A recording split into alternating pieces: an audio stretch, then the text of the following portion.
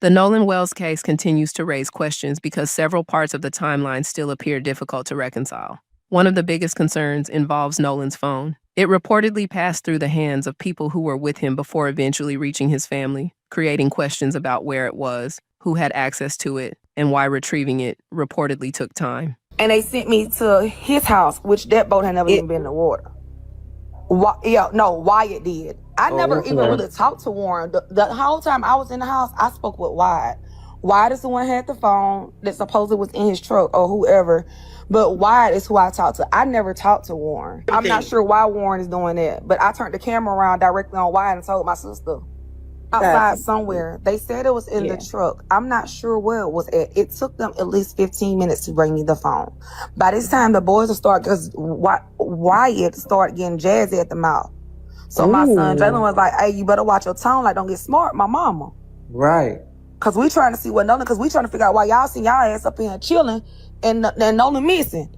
So that's when I asked again, where's the phone? She's gone. That's when he told me she was going to get it. I said, oh, she must have to go back to Horn Island truck outside. Now, mind you, we had to pass all the cars to walk in the house. It's just it's a bunch of lies. I don't feel the need to, like I said, when they go to mentioning Javon, I'm going to say and stand up behind mine every single time. As far as me and that nut and shit, I don't feel the need to explain anything to any. Then there is the boat and the distress call. Questions remain about the exact circumstances surrounding the call, especially when the available footage appears difficult to match with the emergency being described. Service Sam here with a Nolan Xavier Wells update, and there's this odd letter. It looks like a journal entry that just hit the internet.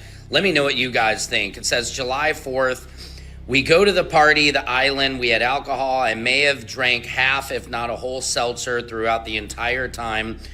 Was worried about returning for his second season, and he didn't want to ruin his chances. Cell service sucks here. Imagine something happening to you and not being able to call out for help. Nolan side-eyes and dismisses the comment. Nolan snaps a photo or a video of scenery or something. Wyatt had been sniffing the bug shug all morning. Wyatt tries to grab his phone and has to put it, and Nolan jerks his phone because this feels like what would lead to Nolan's death later. Approximately 12 hours later, Nolan was already hanging on an inkling he shouldn't go to the pool party. Him and Wyatt have had some animosity for a while because Nolan was back and forgave easily and didn't hold grudges. He was the peaceful friend, the conflict solver in most of his social group.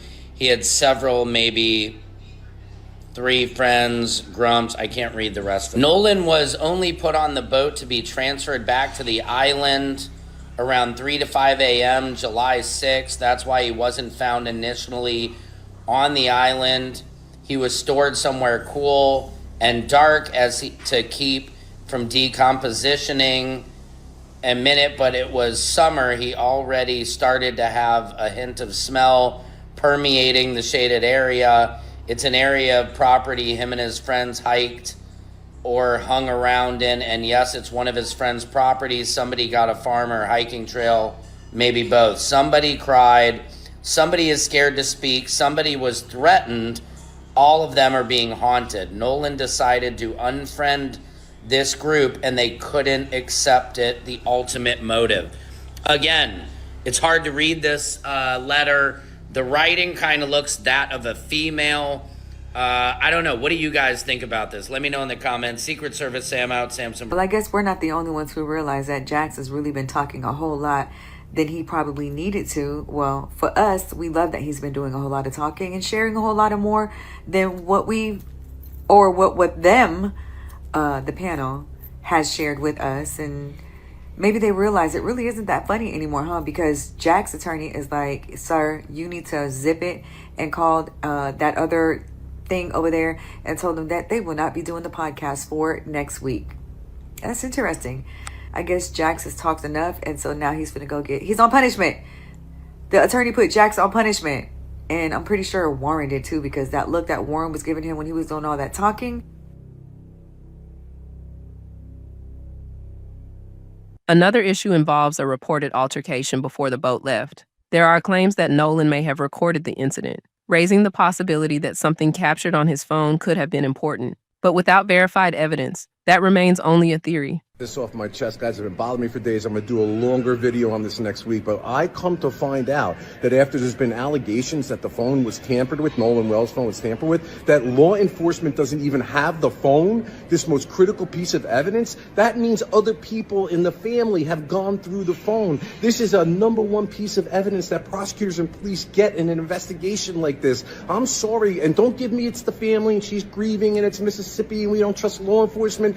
This is not the way investigations are conducted. The tail is wagging the dog. They don't get to decide that they're going to hold on to critical pieces of evidence. If this were happening in any other case and they refuse to surrender it, or law enforcement doesn't get a search warrant in order to get it, people would argue that this is withholding of evidence, tampering with evidence, things of this nature.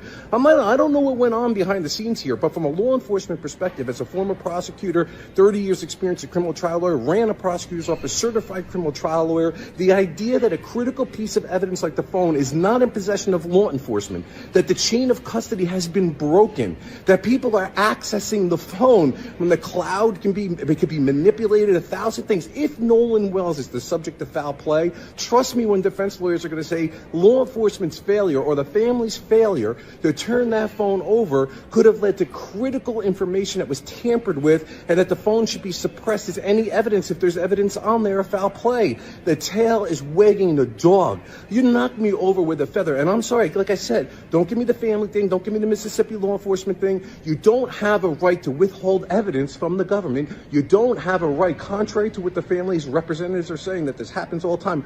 Bull. It doesn't happen all the time. Anyone here knows, if you have a reasonable mind and if you're being fair-minded, that one of the first things that you do is get the phones, search warrants if they're not going to surrender them. And if Nolan has also been described as someone who frequently recorded moments from his life and often acted as a peacemaker among friends.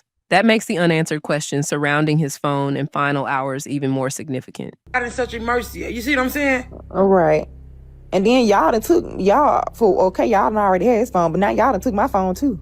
Right, because that was emergency. They got to get up out of there. But see, that call is gonna tell y'all, we gonna get some justice for nephew, man. Because that call, the CITO told us everything we need to know, and they can say what they want to say. That call told us. Were they invited to the funeral? Everybody was invited to the funeral. Oh, another lie. So, hey, and Jalen and Javon was at the funeral, and Jalen and Javon were pallbearers for those that were seen. Right. Yeah, they were there. Right. Yeah, because they got on that interview. The phone, whoever misunderstood, the phone was locked when I got it. However, I could see where everybody had been calling, but the phone was locked. And none of us knew the code, and none of us tried to get in the phone. But the phone was locked, sweetheart. These. So can I ask you this? Was the phone and the keys somehow end up back at the same house, right? Because Warren trying to say that when y'all came and got the phone, they was at, hey, y'all can't say the names. I can say the name Jack's house. and then I know they went the phone and the keys was at Jack's house. See, that's what I said. Some people they lying in every interview. They just be lying, man. The phone and the keys were at Jack's house, and we went back because when I got the phone again, we went to find the boat, which was somewhere else. We went back to the house. We met Christine and Elmore. They were both at the same spot. Is there any more questions y'all want to ask Shima or Simply while they still can? Yeah, because I'm about to get on the speed, y'all. My twin at the bottom, Simply. Shima. I know, Shima. Follow me, boo. Please. Just I know, man. Y'all, I'm telling y'all, we have you guys back 100%. You have all support from this panel. We love you guys. We have been fighting and advocating for you guys. We love Miss Thank you so much. We think that she is our sister and our mother as well. Nolan is our nephew. You know what I'm saying? And we really... Yes, and she is an amazing person. And all this bashing her is insane. Nolan lived with his mom. Nolan has always lived with his mother. In every house his mother has had, he has lived with her. Clock it. The only time Nolan did not live with his mom was when he went to college. Because they were trying to say, one of the little brothers said he stayed with us for 3 years. One little brother. They just been lying. They need to be arrested, man. All right, y'all. So my other observation that I saw a second interview with Warren. Warren said you can literally see off of the deck. Literally almost see down to the deck. But I thought you guys were syncing. And it's coming up. We're just thinking. I don't know. Like we're going down. now he also says that you could see in that picture, or he meant video, that what I call the staged CTO video. He said that everyone is completely casual. As you can see in that picture, everybody is completely casual while Wyatt's on the phone with CTO. So that leads me to the end. Where are you guys thinking? Where is it sinking? Where is the water? Since we can see. So I now realize what you guys are trying to do with that fake CTO demonstration reenactment video that you guys made, because you're trying to use that video, which you guys are already saying that that's the actual video from the day that you guys made a distress call that Wyatt was on the call with CTO. But you guys are going to do is take that the official MDMR, you're going to edit that, and then you're going to overlap it with that CTO video reenactment, because I noticed that you guys recorded it. Remember, you guys recorded it, but where's the sound to that? Where's the distress in that video that is the reenactment one? Y'all ain't slick. I'm on. For now, the biggest questions remain. What happened during those final hours? What happened to the missing information? And why does the timeline still contain so many gaps?